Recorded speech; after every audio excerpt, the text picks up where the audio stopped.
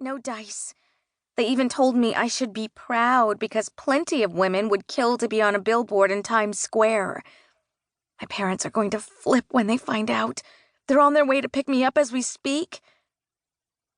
Ghaz's parents were conservative, and she and her mother already had a fraught and contentious relationship. There was no doubt they would react badly. Very badly. Maybe they won't find out, Umar suggested.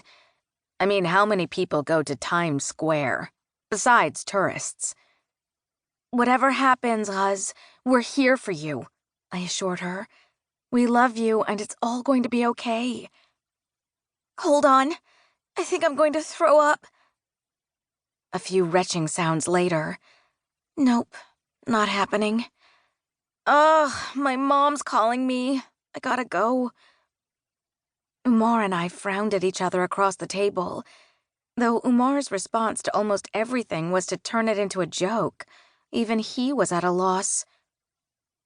The prayer app on his phone went off, a sonorous male voice singing out the call to prayer. Allahu Akbar. Allahu Akbar. I gotta pray, namaz, Umar said. Can I use your room? How can you pray at a time like this? I asked. Times like this are when you need to pray the most, he replied. BRB. After he left, I scanned the wine rack, selecting what was hopefully one of my mother's less expensive bottles of red. As I poured myself a glass, Shoaib walked into the dining room. What's up? He said, removing one earbud from his ear.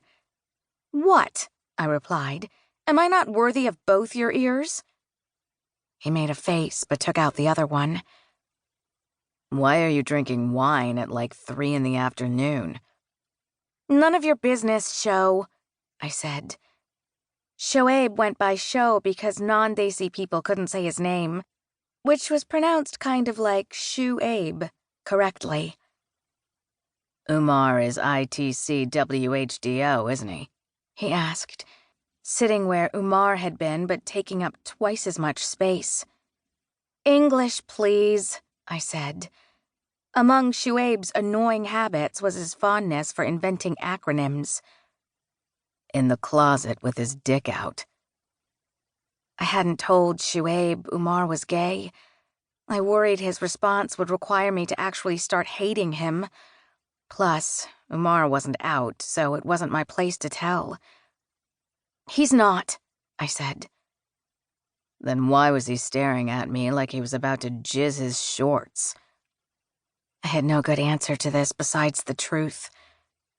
He rarely wears shorts, I dodged. I have good gaydar. I knew this guy in school was gay before he even came out, and he's a jock, not your typical gay dude. There's no such thing as a typical gay dude. He snorted, wiping down his sweaty pits with a dinner napkin embroidered by our deceased grandmother and tossing it back onto the table.